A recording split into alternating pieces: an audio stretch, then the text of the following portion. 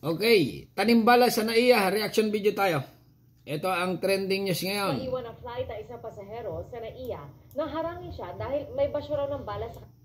Muntik na po maiwan ang flight ang isang pasahero sa NAIA nang harangin siya dahil may basyo raw ng bala sa kanyang bag. At tinutukan niyan ni Dano Tingkungko. Okay, real news to mga kaibigan ha. Real na real. Mula sa 24. Bala? Diyan mo nga. Bala? Saan dito bala?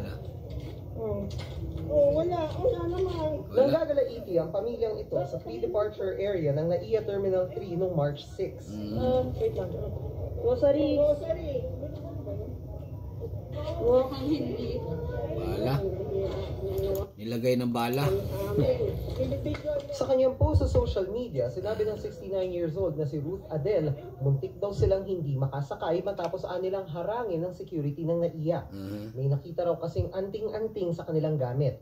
Nang tingnan ng gamit, wala ang sinasabing basyo ng bala. Nako. Teka lang. Ano pa? Ano? Bala. Mami, Ma. O baka ito. Baka yan. Ang alukot ko sa ito. sure po ba kayo na siya? Hindi kasi kung ano, sobra yung abala. Sobra yung kapalang ginawa nyo. So hindi nga kami. Yes or no? So hindi nga po kami. Yung left leg ko lang kami. Ano yun? Hindi kayo. May dito mo para hindi namin ma-double check yung gamit ko. Empty shell, parang alam ko na, di ba? Ano naman yan talaga? Kaya ka rin. Panimbala rin naman yan. Ako, tanimbala nga. Diyos mio, Marimar.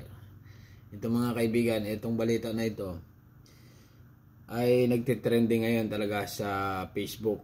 Tanimbala na ulit na naman or nangyayari na naman mga kaibigan ha sa NAIA. Ay, grabe, kawawa ang mga mamamayang Pilipino nito na naman. Anting-anting, yun yung una ninyong sinabi. Anting-anting. Kung meron na nilang basyo ng bala sa gamit nila, hindi raw ba dapat sinita na sila sa unang x-ray pa lang? Tama. Bakit daw sinita sila nang nasa boarding gate na? Nako. Kalauna nakasakay ng eroplano sina Ruth at nakarating sa kanilang destinasyon. Dahil sa insidente, tumaas daw ang kanyang presyon. Nako. Lord, yung nakuha ko na po yung pangalan nyo, hindi nyo na po kailangan takpan. Nahiya pa siguro ano. Tumanggi munang magbigay ng pahayag ang Office of Transportation Security ngayon, pero bukas sasagot sila sa presscon kasama si Transportation Secretary Vince Dizon. Nako. Wala ring pahayag sa ngayon ang MIAA at DOTR. Para sa GMA Integrated News, Dano Tingkungko, nakatutok, 24 oras. Nako, ay Diyos mio, Marimar. Dito sa tabi. Tanimbala talaga. Sobra na ang nangyayari sa planeta. Sa Pilipinas ngayon. Ito, matagal ng issue ito eh. Matagal ng issue. Kaya lang nawala. Ngayon, bumalik. Siguro, itong babae na ito, di ba, na-x-ray. Okay, explain natin ng konti ha. Na-x-ray. Wala nakita yan. Ngayon, biglang nung nasa boarding na, ma'am, may bala ho yun sa ano. Siguro yung nag-x-ray, naglagay ng bala. Okay? Naglagay ng bala doon sa sa bag ng babae. Kaya lampas na doon sa x-ray, masok na sa loob. Tinawag yan sigurado. Ito na, nailagay ko na yung bala. Hanapin niyo doon sa babaeng sa babaeng doon, matanda. Kasi senior possible na ganon. Ngayon nung chinik, sabi kasi dito, may balita pa, may malita sa bag, okay? Medyo talagang, ito talaga, ako'y naniniwala, na tanimbala ito. Sino ba naman loko-lokong tao na ipapahamak mong iyong pamilya or ikaw ay magdadala ng bala? Bala lang, 1 piraso. Ano mo, 1 piraso? Lalagay mo sa bag, tapos pupunta ka ng airport, lalagay ka ng aeroplano. Anong gagawin mo doon sa bala na yon? Di tinanim ng mga loko-loko dyan sa airport. Ay nako, Diyos mio, Marimar. Maiwan ang flight ang isang pasahero Muntik sa na. NAIA. Muntik na maiwan. Ang NAIA talaga. Ay nako, hindi na maubos-ubos sa mga operasyong ganyan. Ano ba yan? Inalungkat na yung bag mga kaibigan ha. Pre-departure area ng May pira May pira yung babae. Siguro nakitaan ng pira, makapal. Siguro yung bag, yung pag-x-ray, nandun yung pira sa loob. Pira. Ay, siyempre nakita makapal. boss, may pira itong babae na ito. Oo. Extortion yan, tawag dyan eh. May pira itong babae na ito, possible na lagyan natin to. Sigurado magbabayad dito. Ganun. Pira, kasi may pira eh. Di ba? Taniman natin ng bala para pag something, usap-usap, ganito. Madam, may bala eh, paano yan? Bayaran nyo na lang kami, ganyan. May pira naman kayo dyan sa bag.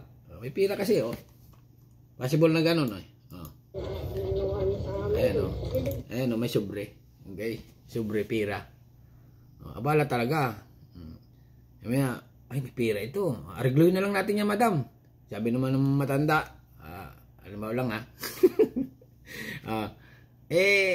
kasi ganun mag-uusap yan sa loob na Halimbawa, wala ng camera, ipatay mo muna yung camera. Nakitaan kayo ng bala Paano yan? Extortion na, nangyayari na. Okay? Bayaran nyo na lang kami. Magkano ba yung nasa sobre mo? Manager, wala naman talagang bala na kaming dala meron nga ayan tingnan mo. Halimbawa lang nga. Nakitaan na ng bala, halimbawa lang Ayan bala Ayan laki-laki ganyan kalaki pan lipstick. Hindi namin Siyempre sasabihin ng tanim yan tinanim lang. Hindi na sa bag mo wala ka na magagawa na sa bag mo. Okay? Ngayon, para hindi na natin palakihin pa, gusto nyo umalis, pira, bayaran nyo na lang. Okay? Maraming ganyan nangyayari mga kaibigan. Yan sobre. Bayaran nyo na lang. Siyempre, ikaw nga naman, putay na. Pero nagkaroon ng bala dito sa kaya lang, mga kaibigan, ito na video ito. Kaya trending, medyo yung mga dito, sa NAIA ay medyo iwas. Okay? Kasi nga nakikita yung mga mukha nila. Iwas. Kasi nga nabuking sila nagpanik Pero kung simpleng hindi yung may tao na hindi nagsasalita, di ba? May mga kwan, siyempre, ganyan. Tika ang bibig, di ba? Ito, medyo pasahero, talagang nagpanik siya. Kaya maingay, nabidyohan or binidyohan malakas ang loob. Okay? Malakas ang loob, ayun. Nabisto na naman ngayon mga kaibigan Ito yung maliwanag na tanimbala ito. Grabe. Sa kanyang post sa social media, sinabi ng 69 years old na si Ruth Adel. Grabe, 69 years old. Pambira naman na iyong mudos niyan.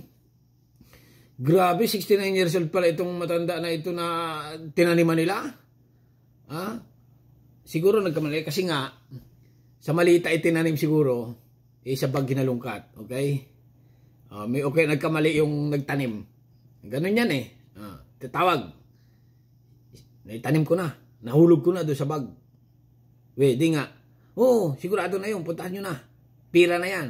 Ganun yan yung mga sindikato, mudos, ganyan ang sinasabi. Ngayon siguro nagkamali sila ng something. Ayan. Viral sila ngayon. Kaya sigurado ako mga kaibigan, daming basher nito. Basahin nga natin ang comment. Ang comment ay nako. Galaw-galaw, PBBM, galaw-galaw. Nagsimula na naman. Ay nako, Diyos ko. Grabe. Ang lalakas ng loob nyo. Magtrabaho kayo ng maayos. Pati matanda. Pinapatulan nyo. Ay grabe. Bagong Pilipinas.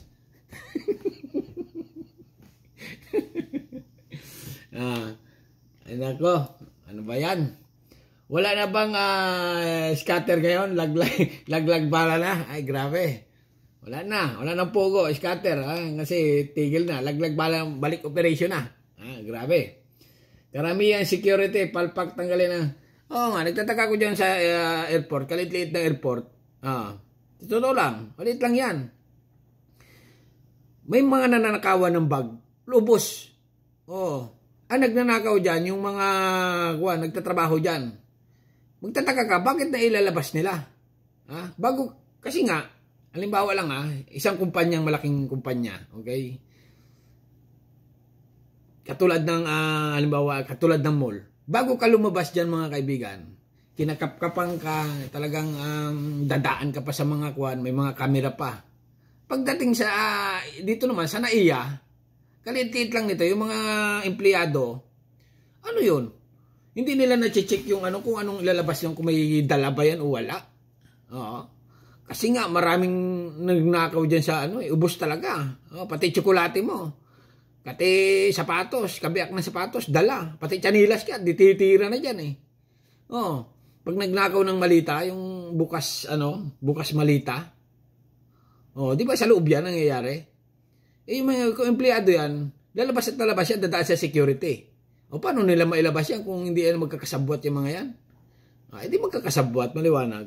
Ito, sindikato itong tanim bala. Okay, may taga-tanim talaga sila ng bala dyan. Okay? Tapos, tatawag nila sa mga personnel. Okay? Pag tinawag na nila, confirm na yun na nga. Ang target nila, may pira sa bag. Ngayon, yun na. Mag-uusap na kayo sa private room. Madam, hindi na natin kailangan idaan ito sa opisina talaga. Ganun yan eh. Dito na lang, pag-usapan na natin sa CR. Parang MMDA lang din yan eh. Pag nahuli ka, di ba? Biglang, nating tikit-tikit na yan. Dito na lang natin kuanin. Total, pira ka naman. Di ba? Sabi, dali na naman tayo ng mga modus-modus na ganito. Ay, nako. Sobrang nangyari sa Pilipinas ngayon. Ano masasabi nyo mga kaibigan ha? Lahat ng comment dito, puro siguradong bad. Very bad. Kasi nga, masakit isipin ang katotohanan mga kaibigan na nangyayari pa rin ito hanggang ngayon sa bansang Pilipinas. Especially sa NAIA. Okay? Ganito na lang. At subscribe. Pinahaba ko lang. Comment. Bye-bye. Thank you.